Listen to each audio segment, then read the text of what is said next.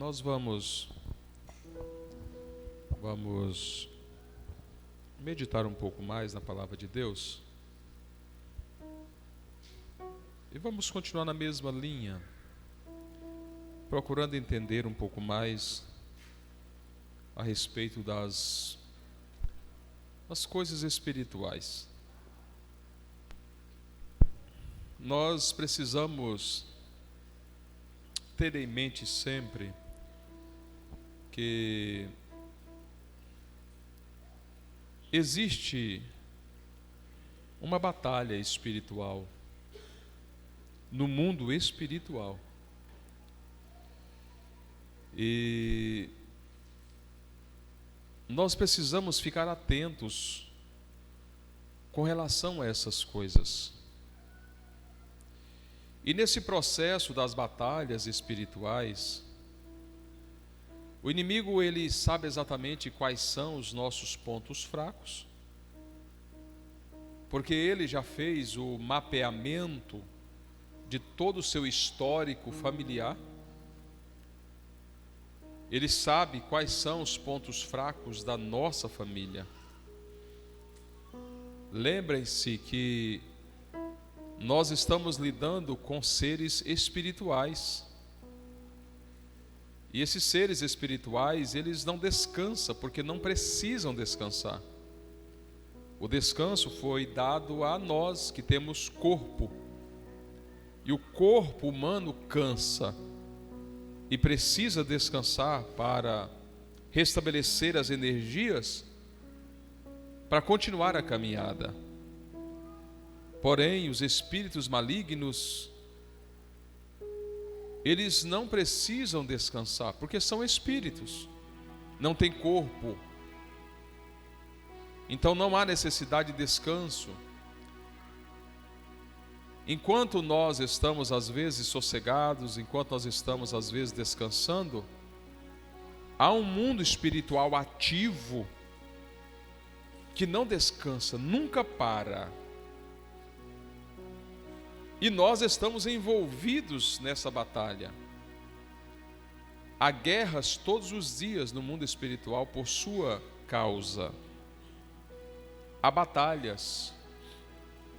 O salmo que nós lemos aqui: se não for o Senhor ao nosso lado, se não for o Senhor ao nosso lado,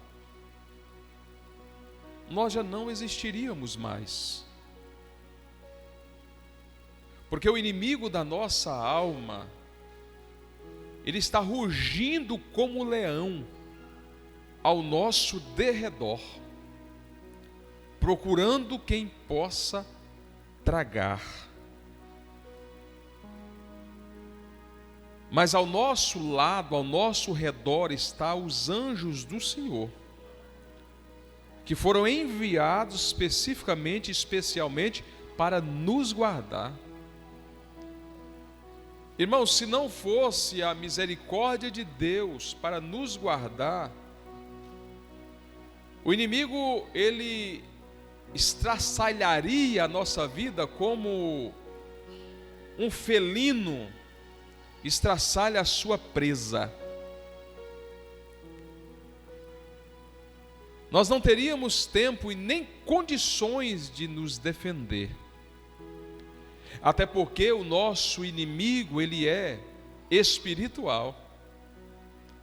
E é muito difícil ou complicadíssimo ou impossível nós nos defender de algo que nós não enxergamos.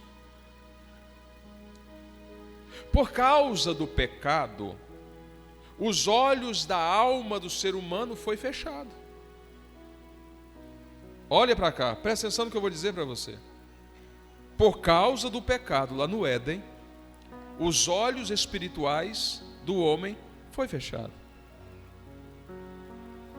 Os olhos da alma está fechado para o mundo espiritual. Se não fosse o pecado, se o homem tivesse comido do fruto da árvore da vida, antes de comer do fruto do conhecimento do bem e do mal, a visão espiritual continuaria aberta. E nós hoje poderíamos enxergar tanto o físico quanto o espiritual. Só que em razão do pecado, os olhos da alma foi fechados. Então nós não enxergamos o espiritual. E o Senhor Deus envia os seus anjos para nos guardar. Existem anjos do Senhor que está lhe guardando todos os dias, em todos os momentos. Quantos livramentos você teve hoje e você nem viu? Quantas vezes o inimigo quis matar você e o anjo do Senhor te protegeu? Então existe um mundo espiritual em pleno movimento aí em cima. Está ativo. E nós precisamos ficar atentos e procurar entender essas coisas para que a gente possa se posicionar da maneira certa. Porque nós não temos condições de lutar fisicamente contra seres espirituais extremamente poderosos. Mas quando nós nos posicionamos da maneira correta, o Senhor Deus guerreia por nós. É o que está escrito no Salmos 91, eu fiz citação no culto passado, do Salmos 91. Aquele que habita no esconderijo do Altíssimo, à sombra do Onipotente o descansará. Mas é aquele que habita no esconderijo do Altíssimo. Aí eu preciso começar a entender como funciona o mundo espiritual, para eu não ser atropelado pelas forças espirituais da maldade. Lembrem-se sempre, o inimigo da igreja, o inimigo nosso, ele veio para roubar, para matar e para destruir. É a única função dele. Ele não vai fazer outra coisa a não ser estabelecer projetos para te destruir. É a função dele. As hostes malignas estão te olhando o tempo inteiro, procurando fresas, procurando lacunas, brechas, para lançar a seta inflamada, para contaminar a sua vida. Ele está te procurando. É por isso que o escritor aos Hebreus, no capítulo 12, versículos 1 e 2, ele diz: olha, nós estamos rodeados de uma tão grande nuvem de testemunhas. Nós estamos cercados. E o mais incrível disso é que tem os anjos do Senhor que estão nos olhando, tem os mártires que nos olham do trono, e tem os espíritos malignos que também estão procurando brechas. Olhe para cá, meu querido. Você nunca está só. Você pode estar na sua casa, no seu quarto, trancado, de porta fechada, trancado, mas você não está só. Existe alguém de olho em você. Existem os anjos do Senhor que veio para lhe proteger. Mas existem também os espíritos malignos que estão procurando brechas. Agora entenda uma coisa aqui. Os anjos do Senhor só vão lhe proteger se você estiver de acordo. Quando você peca, quando você faz alguma coisa que contraria a vontade de Deus, você está abrindo uma brecha para a atuação maligna, e os anjos de Deus não vão interferir. Não sei se vocês já pensaram nessa situação. Existem anjos do Senhor que estão ali do seu lado e protegendo o tempo todo, dioturnamente para nós, o tempo inteiro. Mas quando eu faço algo que contraria a palavra do Senhor, eu estou dizendo: anjo, afasta um pouquinho e deixa aqui esse alvo no rumo da seta maligna, porque eu quero ser atingido. É basicamente isso. Porque os anjos do Senhor não trabalham na ilegalidade, apenas os espíritos malignos. Os anjos de Deus trabalham dentro da legalidade absoluta e total. Precisamos ter cuidado, porque às vezes nós estamos sendo atingidos e estamos pensando que está tudo bem.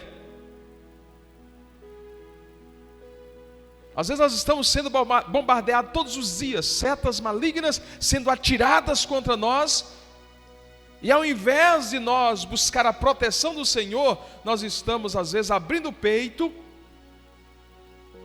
e deixando as setas malignas atingir a nossa vida. Efésios capítulo de número 6.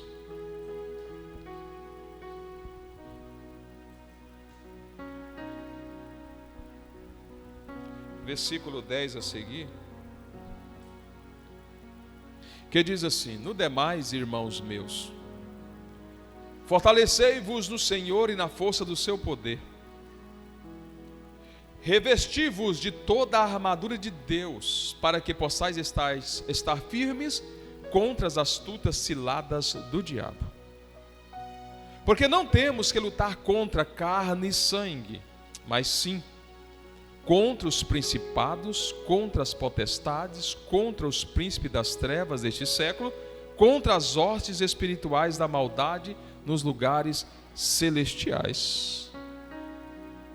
Aí ele continua falando sobre a armadura.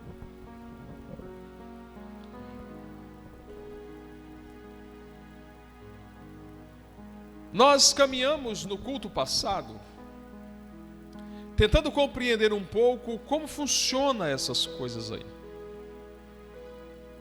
Percebam que o apóstolo, ele coloca por hierarquia. Ele nomeia por hierarquia.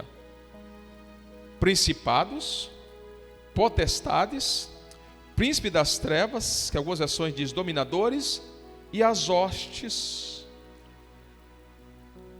São 4 categorias. Isso é hierarquia. E perceba que ele engloba toda ela, porque na verdade a intenção do apóstolo Paulo é trazer para nós como funciona o mundo espiritual, onde está localizado a base, o quartel-general da atuação maligna. Lembrem que Ezequiel capítulo 28, Ezequiel 31, Isaías 14 é a nossa base para esse estudo. Esse querubim da guarda, aquele ser perfeito que nós falamos no culto passado, que agora não é perfeito mais porque o Senhor fez nascer um fogo dentro dele e tirou tudo de dentro dele. Hoje ele é um ser totalmente desfigurado. A beleza que existia nele não existe mais. Agora, presta atenção numa coisa: o poder e a autoridade dele veio com ele. Deus não tirou o poder do querubim. Deus não tirou a autoridade dele. Deus tirou a glória dele. É por isso que a Bíblia diz que a glória dele, do Senhor, ele não dá a outra. Deus emprestou aquele ser brilhante, mas ele desobedeceu. Deus tirou dele a glória. Mas ele é extremamente poderoso. E não só poderoso, ele é extremamente violento. cruel, ao extremo. Aí o apóstolo Paulo traz a localização de onde estão os seres espirituais da maldade. Antes do pecado, eles estavam no jardim do Éden de Deus, na base do trono de Deus. Depois que eles pecam, o Senhor Deus tira dele a glória e lança ele por terra como sinal de humilhação, e agora ele está nas regiões celestes. Presta atenção num detalhe aqui. Nós estamos na dependência de Deus. Sempre estivemos e vamos continuar. Agora, o nosso desafio é que entre nós e o trono de Deus existem as regiões celestes, e é exatamente lá que é o quartel-general do inimigo da igreja. É exatamente nas regiões celestes. É por isso que a gente vê quando Daniel, no capítulo 10, se não me falha a memória, quando Daniel está na beira do rio orando a Deus, ele ora por 21 dias. E depois do 21º dia, ou no 21º dia, o anjo do Senhor chega para trazer a resposta da oração de Daniel. Aí o anjo diz: olha, desde o primeiro dia, a sua oração foi ouvida.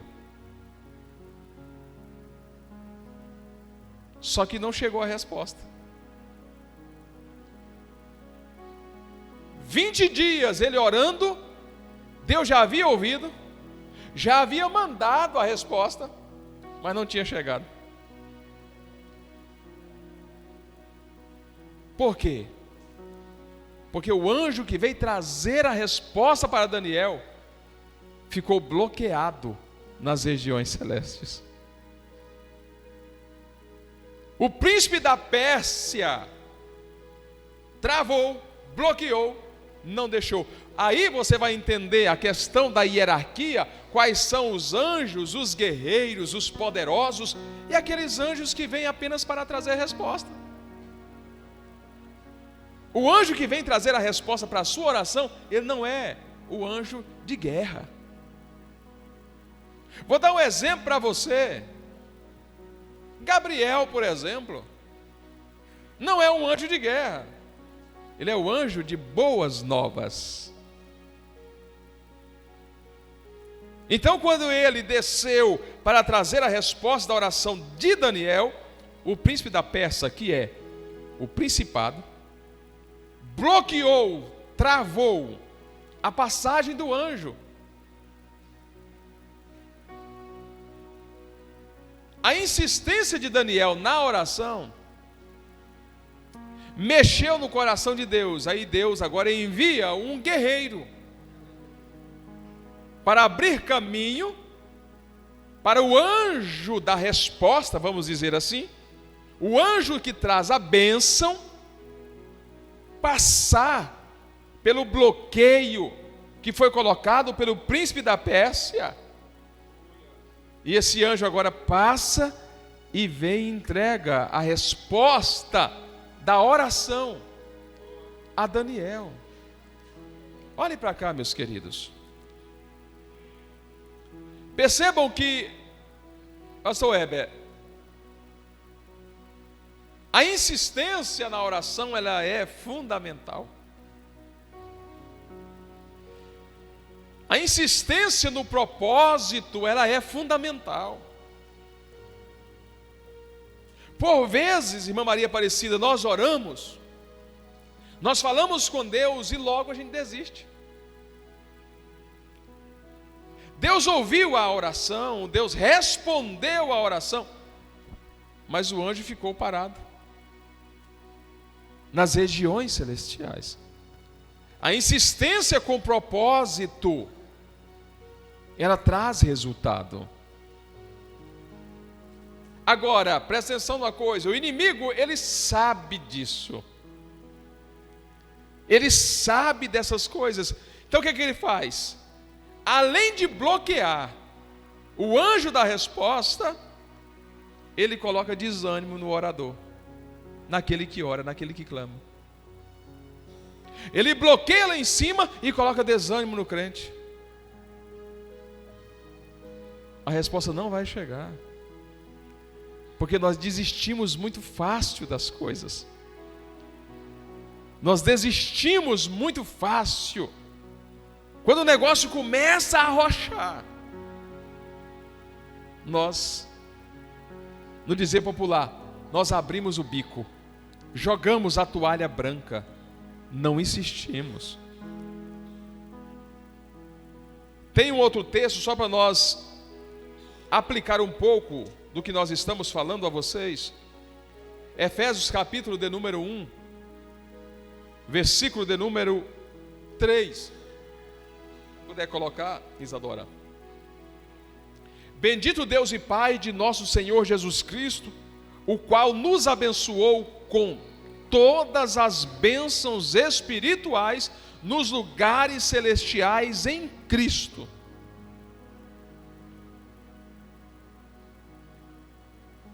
Observe bem. Vamos ser mais claro agora. Quando a gente vai para a Bíblia, nós vamos estudar os povos antigos. Quando o Senhor levanta um homem por nome Abraão, que ainda era Abrão, e daquele homem Deus suscitaria uma nação, que hoje nós conhecemos como judeus. Você lendo Gênesis, você vai perceber que existe uma ordem imperativa para o povo. Qual era a ordem? A ordem de possuir a terra. O território de Canaã estava possuído pelo inimigo do povo hebreu. E ali existiam gigantes, homens poderosos na guerra, homens violentos. Mas a bênção do povo de Deus estava exatamente no território onde estava ocupado pelo inimigo. Presta atenção no que eu vou falar para você aqui. Quando o povo de Israel sai do Egito, lá em Êxodo, que eles atravessam o Mar Vermelho, eles precisaram guerrear para possuir a terra. A terra era deles, mas o inimigo a havia possuído.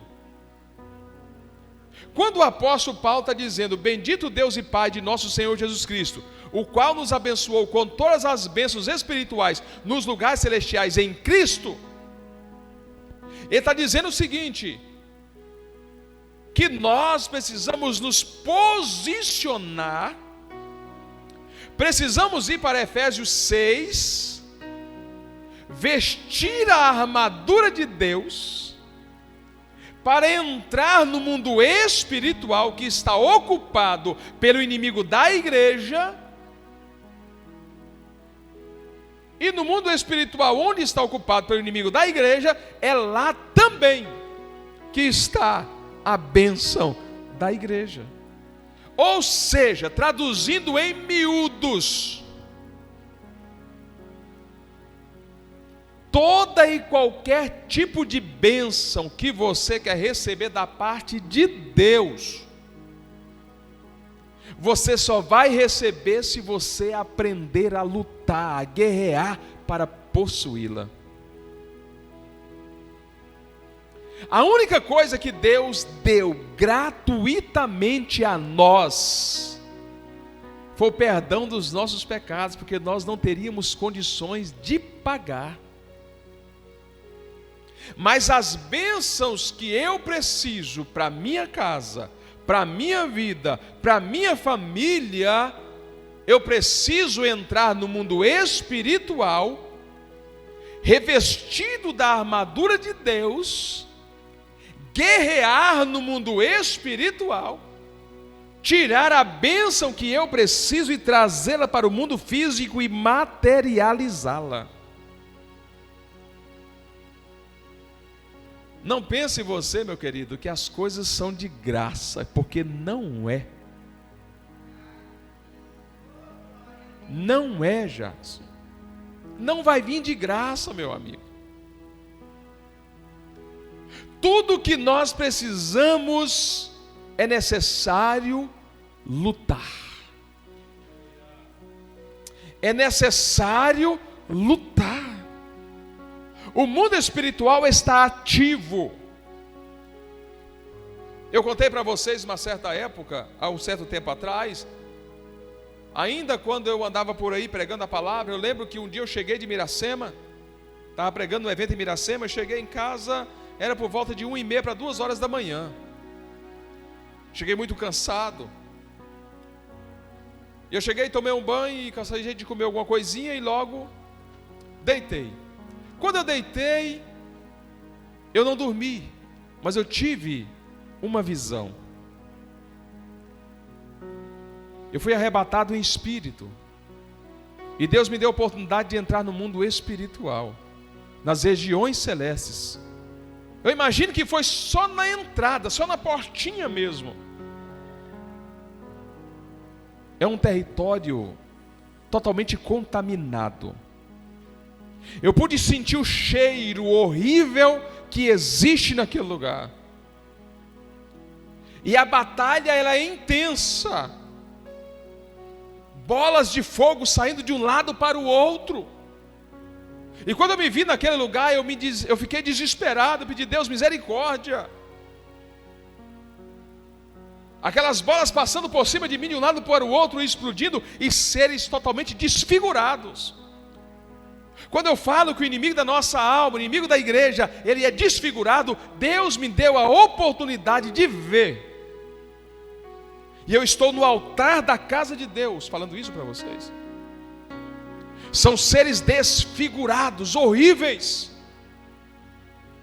E eu fiquei desesperado naquele momento, e eu disse, Deus, misericórdia. E o Espírito de Deus falou na minha mente, fecha o seu punho direito e bate contra o solo. E na posição que eu estava, eu fechei meu punho direito e bati contra o solo. Quando eu bati, explodiu tudo à minha volta e eu acordei na minha cama. Quando eu acordei na minha cama, Jackson, até o lençol em que eu estava deitado em cima estava molhado de suor. Eu não sei quanto tempo que aquilo durou, só sei que eu fiquei fraco por demais. O mundo espiritual em cima está ativo e há uma batalha contínua, e é uma batalha terrível.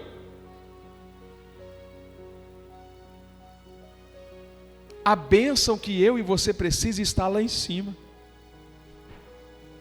É por isso que o apóstolo Paulo está dizendo que a nossa batalha, ela não é contra carne e sangue, não é.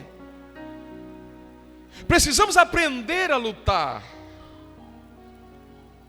Eu estou dizendo para vocês, esses dias, desse estudo, nós precisamos aprender a nos posicionar.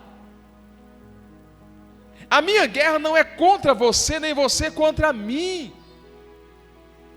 A nossa guerra não é na horizontal, ela é na vertical. Se eu compreendo essas coisas, eu vou conseguir tirar as bênçãos que eu preciso para a minha vida e para a minha casa. Mas para isso acontecer, eu preciso conhecer o território do inimigo.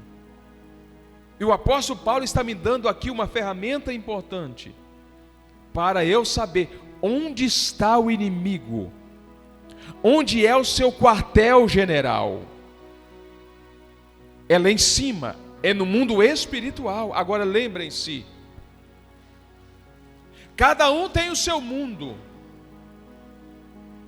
Vocês lembram?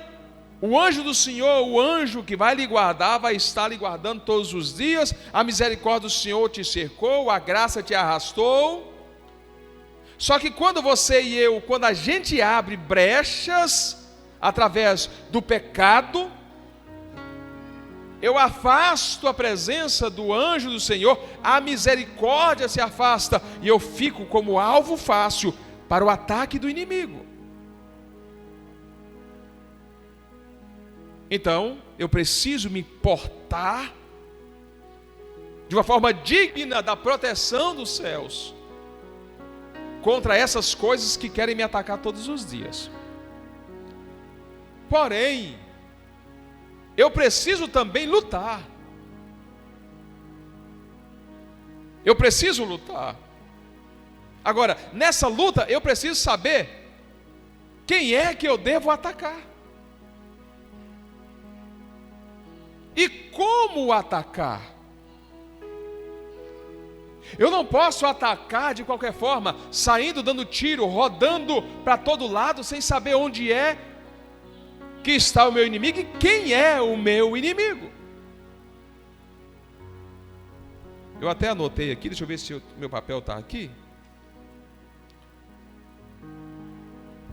Só para você compreender um pouco.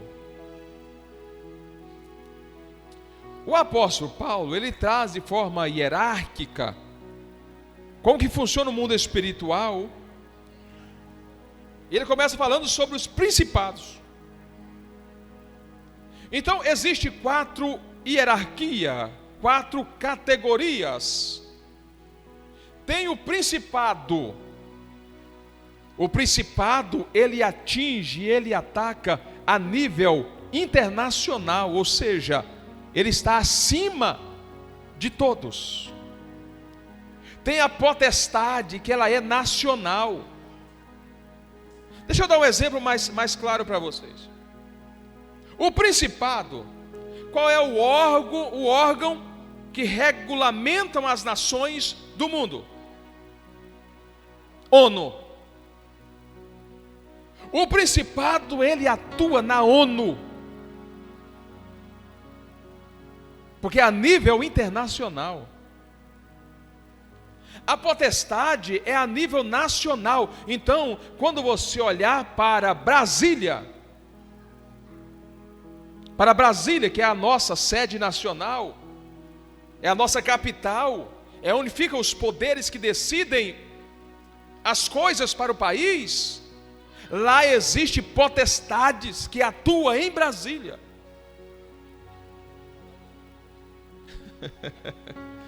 Lá existe a potestade que está ali atuando. Irmão, não é coisa fácil. E tem os dominadores que são regionais, ou seja, atua por estado. Então tem os dominadores que atuam no Tocantins, outros que atuam no Goiás.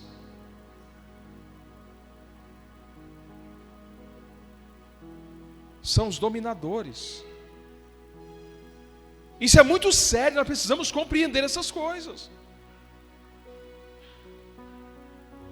Aí tem as hostes, que atuam em locais, individual. Presta atenção aqui. Nós individualmente não podemos, porque não vai surtir efeito. De nós orar repreendendo individualmente, repreendendo principados. Não vai fazer nada. Não adianta eu individualmente orar repreendendo potestades. Não adianta eu individualmente orar expulsando, por exemplo, as hostes, os dominadores, melhor dizendo, que é a nível de estado. Não vai surtir efeito. Porque é questão de hierarquia. Eu vou contar para vocês um negócio aqui da questão de hierarquia. Judas.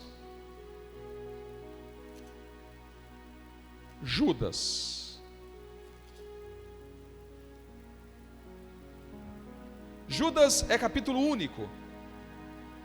Presta atenção nisso aqui. versículo 8 e o versículo 9. E contudo, também estes, semelhantemente adormecidos, contaminam a sua carne e rejeitam a dominação e vituperam as dignidades. Mas o arcanjo Miguel, quando contendia com o diabo e disputava a respeito do corpo de Moisés, não ousou pronunciar juízo de maldição contra ele, mas disse: o Senhor te repreenda. O que isso significa na prática? É questão de hierarquia. Eu acredito que todos vocês sabem que Moisés, quando Deus o mata, tira a vida, Moisés foi sepultado pelo próprio Deus.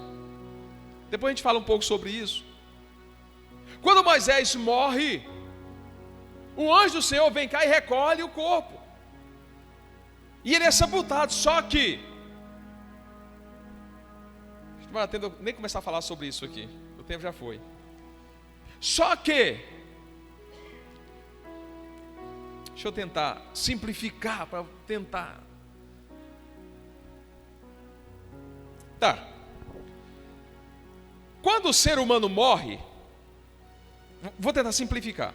Quando o ser humano morre, quando morria antes de Cristo, melhor dizendo, existe um local que está para baixo por nome de Hades. É como se fosse uma prisão provisória. Hades. Então todos aqueles que morreram no Antigo Testamento, todos eles, sem exceção, eram levados para o Hades. No Hades existia 3 compartimentos. Descendo reto, lá no fundo, o abismo. De um lado existia o seio de Abraão,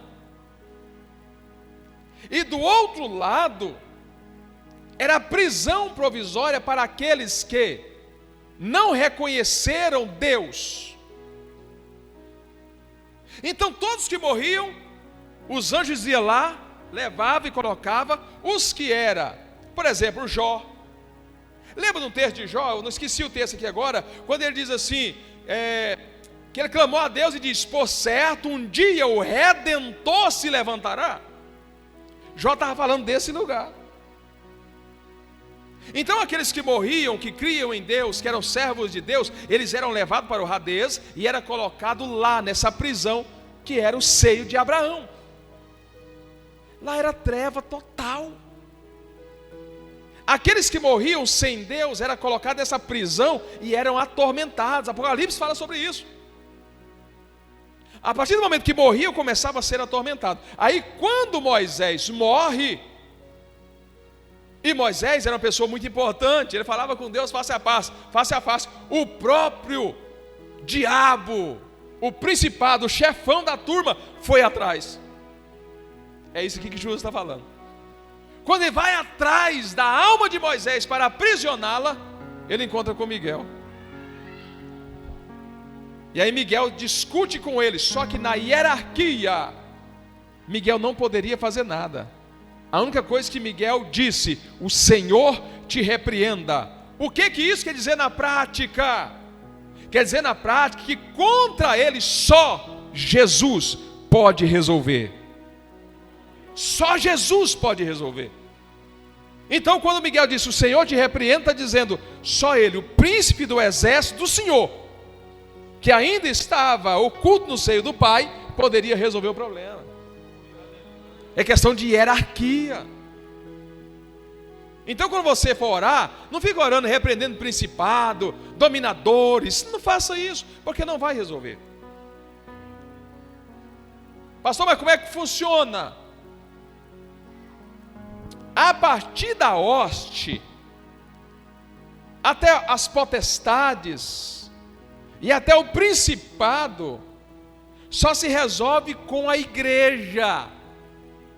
Lembra que eu disse para vocês aqui que a igreja é a única que pode entrar no território do inimigo e resolver o problema?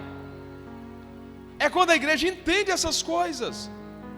Quando todos caminham na mesma direção, estão com o mesmo pensamento, fazendo a mesma oração, querendo a mesma coisa, não tem como resistir o poder da igreja. A igreja que ora para um propósito específico. Quer que eu seja mais real com você de uma coisa que aconteceu esses tempos atrás? Se a igreja do Senhor Jesus no Brasil tivesse entendido como funciona a batalha espiritual, ao invés de nós, na campanha passada, estar aí por aí falando, trocando mensagem, mandando vídeo, brigando por isso e por aquilo, se nós todos tivéssemos colocado nosso joelho no pó, as coisas teriam sido diferentes. O problema é que nós estamos querendo brigar um com o outro, é porque ele não presta, é porque ele roubou, porque ele matou, porque ele é isso e aquilo, e a batalha está errada. Ela é lá em cima e precisa ser unido para poder entrar no mundo espiritual. Agora, no próximo culto, nós vamos falar sobre as hostes, que é exatamente onde diz respeito a nós individualmente, na nossa particularidade. Vamos falar sobre as hostes, que é exatamente aí que nós precisamos nos posicionar para poder vencer as adversidades da vida. Olhe para cá. Essa terra aqui, vou repetir para você, ela foi feita para quem tem corpo, para mim e para você que tem corpo. O Espírito de Deus não é invasor, preciso de querer, preciso de aceitá-lo para ele fazer parte da minha vida. As hostes, que são os demônios que nós conhecemos, ele não precisa de ser chamado, ele é invasor. Ele é invasor. E olhe para cá, nós vamos tratar disso na próxima semana. Por vezes você, eu, nós todos, a pessoa na verdade nem está endemoniada, mas está sofrendo influências, e está fazendo coisas que não deve, fazendo coisas que nem queria fazer, porque a influência maligna está sobre ele, que nós conhecemos como opressão. Vamos falar, você vai entender um pouco sobre a questão, por exemplo, da ansiedade, a questão, por exemplo,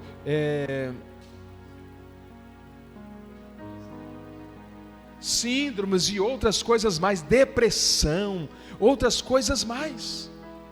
Você vai entender. Eu estava discutindo ontem à noite com a pessoa que defende a psicologia com unhas e dentes, e ele é freudiano. E ele atestando para mim que a psicologia é capaz de tirar o depressivo da depressão. Eu disse, irmão, ela é uma ferramenta que pode auxiliar, mas a depressão é uma doença que está na alma. E se a doença está na alma, não tem remédio que você vai tomar que vai curar. A doença está na alma, e para curar a alma, só o poder de Jesus Cristo. Só Ele pode restaurar a alma do indivíduo por completo. Pastor, o senhor não gosta de psicologia? Não estou dizendo isso não. Você pode usar a psicologia para você observar o comportamento, porque psicologia é comportamento. Mas só a palavra de Deus que ela é capaz. Hebreus 4:12. A palavra de Deus, ela é parecida, é igual uma espada de dois gumes. Ela penetra até a divisão da alma e do espírito. É a palavra, irmão. Aí você percebe que a palavra de Deus, ela penetra tanto na parte espiritual quanto na parte física. Olha o texto aí, porque a palavra de Deus é viva e eficaz e mais penetrante do que a espada de 2 gumes e penetra até a divisão da alma espiritual e do espírito que é espiritual, juntas e medulas que é física. Ela trabalha os 2 âmbitos, trabalha no físico e trabalha no espiritual. Terça-feira que vem nós vamos falar sobre essas coisas. Feche os seus olhos, sentadinho como você está. Querido Senhor Jesus, nós glorificamos o Teu nome nesta noite, Pai. Nós sabemos que o mundo espiritual da maldade não está satisfeito, Senhor, porque nós estamos compreendendo, ó Deus, aos poucos, como nós devemos nos comportar.